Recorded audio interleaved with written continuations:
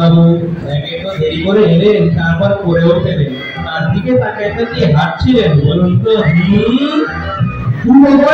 আপনার বিব্রতিটা আর গেল না। আমরা কিন্তু সবই জানি আর বুঝি। দাদা এমনি কিন্তু নাম সব জানা সবচেয়ে হয়নি, সবকিছুই কিন্তু জানি দাদা। আরে দুর্বল বসাই একটু কথা বললে তো।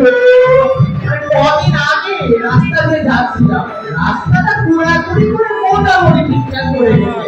কদিন পর দেখি আবার দাদা এই কাদার গতিতে এভাবে পড়ে গেল। তাহলে আমার মতো সরকার এই সামান্য রাস্তায় হাঁটতে গিয়ে পড়ে যান? আপনারাই বলুন।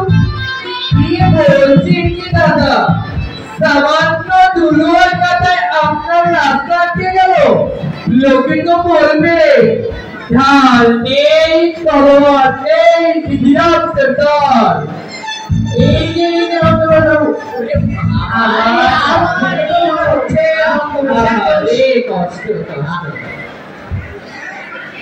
আর আপনারা যতই হাসাহাসি করুন না কেন, আমাদের সময় কিন্তু ঢাল তলোয়ার ছাড়া সরকারি করা যেত।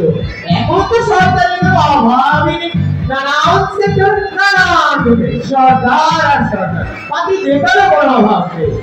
জনগণের নেতা হওয়ার চেয়ে অধিক সম্পদের নেতা হওয়ার মানসিকতাই বেশি। কিন্তু দাদা আপনি রাস্তার যে অবস্থার কথা বললে, এ তো সাংঘাতিক অপচয়। মানে টাকা তো দিতে হয়, কেন করছে অদ্ভুত সম্পদ বাহিরতা? একদম ঠিক করেছে।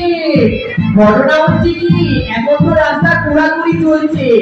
দুদিন পরে ওই রাস্তা ঠিক করতে গেলে ওই যে ফ্লাইওভার আছে না, ওগুলো ঘোরাঘুরি করতে হবে। আর টাকা সে কোন থেকে? ওই যে ঘুষের টাকা নিয়েছে। আর যারা ঘুষ নেয় তাদের কিভাবে চেনা যায় জানে? কিভাবে? ঘুড়ি দেখে।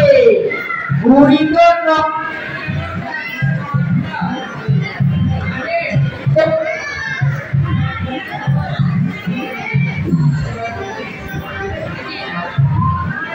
ঘুড়িতে মানে তেমন কি বলবো, তারা দিলে ওরে বাবা টাকা পড়ে যায়।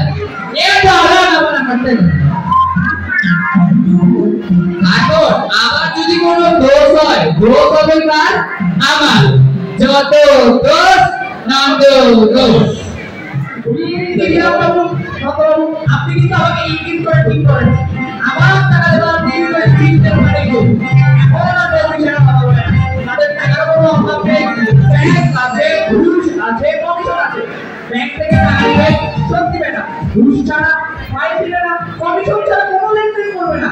এখানে আমার দোষটা কি ভাই? বুঝতে হবে দোষটা কার। না আমি কথার ইঙ্গিত শুনে বুঝতে পারছি আপনি কাকে ইঙ্গিত করে কথা বলছেন।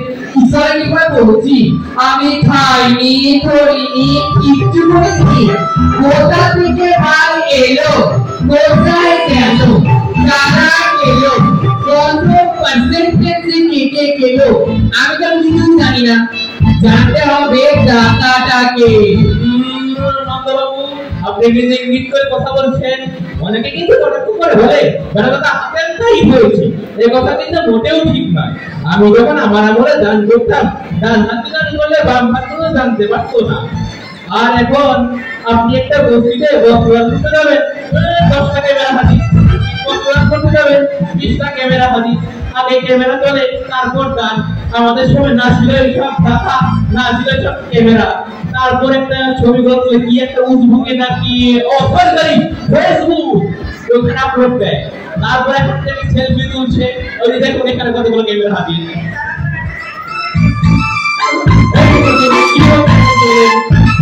কিন্তু দাদা এসব হচ্ছে না কি কারণে? কারণ গর্ব নয়, কথার মূল্য এই যুগে বেশি, আর এসব দাদারা প্রচার বিলাসী। একদম ঠিক বলেছে। ঘটনা হচ্ছে কি, এখন তো মানে কি আর বলবো, সব জায়গায় খালি প্রচারই চলে। সেখানে চ্যানেল চ্যানেল চ্যানেল, দোকানে নিজেদের তো নিজেরাই পেটাচ্ছে, যাচ্ছে। আচ্ছা আচ্ছা, বুঝলাম। আমরা এতক্ষণ ধরে এত কথা বলছি, এই যে সবজানতা শমশের ভাই, তিনি তো কোনো কথাই বলছেন না।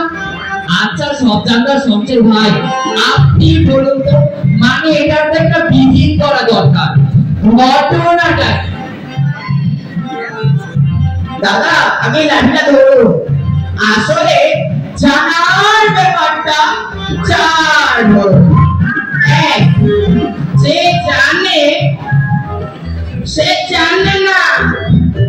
দুই, যে জানে না সে জানে। তিন, যে জানে না সে জানে না। আচ্ছা এই যে ভাই একটু শোনো, যে জানে সে জানে। এই যে নিবিরাম বাবু, কথা তো শেষ করতে দিবেন আমাকে। এই যে কথার মাঝখানে কথা বলছে, ইয়া কিন্তু আমার একটু ভালো লাগে না। আসলে যারা সবকিছুই জানে তারা সবসময় চুপচাপই থাকে। আমি যেহেতু সবকিছুই জানি তাই সবসময় চুপচাপই থাকি। তার মানে তো আমাদের কোন সরকারকে টিকে থাকাই মুশকিল। নিবিরাম বাবু, নন্দ বাবু, কথা হচ্ছে যে রাজনৈতিক কথা বলুন না কেন, এদিকে এমন অনেক মানুষই রয়েছে যাদের আয় এবং ব্যয় অবৈধ। কি বলছেন কি দাদা? ভগবানের কৃপা যাচ্ছে, বেঁচে গেছি রে বাবা, বেঁচে গেছি। নইলে এই যুগে যদি আমি কোনো দোষ করতাম, দোষ করলেই তো বলতে যত ঘটনা হচ্ছে কি, এই যুগে যদি আমার জন্ম হতো তাহলে কেসিয়ে কমলায় প্রচুর হয়েছিলাম। আমার তো সাহায্য এই পুজো করে এরিয়ারে তো এটা তৈরি করতে করতে আমার দুটি করতে, আর আমি তো নিজে হায়রান করতে করতে নিজের বুদ্ধিটা নিজেই ফেলে বানাতাম। মুদি গেল দাদা, সাবধানে। মুদি খুলে গেলে তো বলতেন জবরদস্ত আন্দোলন। এই যে দাদা আমার লাঠিটা কি? ধন্যবাদ।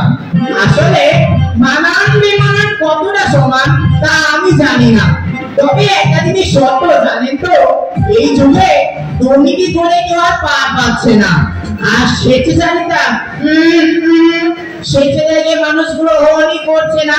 বলা চলে আমাদের যে ছাত্র জনতা রয়েছে তারা অনেক বেশি সজাগ, কারণ তারা শুধুমাত্র তাদের কথার মাধ্যমে নয়, তাদের কর্মের মাধ্যমে পরিচয় দিচ্ছে প্রকৃত দেশপ্রেমী। তারা একবার ঠিক বলেছে, কথায় আছে না, আমাদের দেশে হবে সেই ছেলে কবে ঠিক। শুনুন দাদা, যতক্ষণ চাষ ততক্ষণ আস। আশা করতে পারছি বলুন তো, আমাদের তরুণদের হাত ধরে এগিয়ে যাক বাঙালি। আর এই যুগ আমাদের জন্য, এখানে উনি বা কারো সরকারি করবেন, উনি বা কাকে প্রতিনিধি করবেন। আর এই তো তাহলে চলুন আমরা আমাদের যুগেই কুমার মানা। হ্যাঁ চলুন।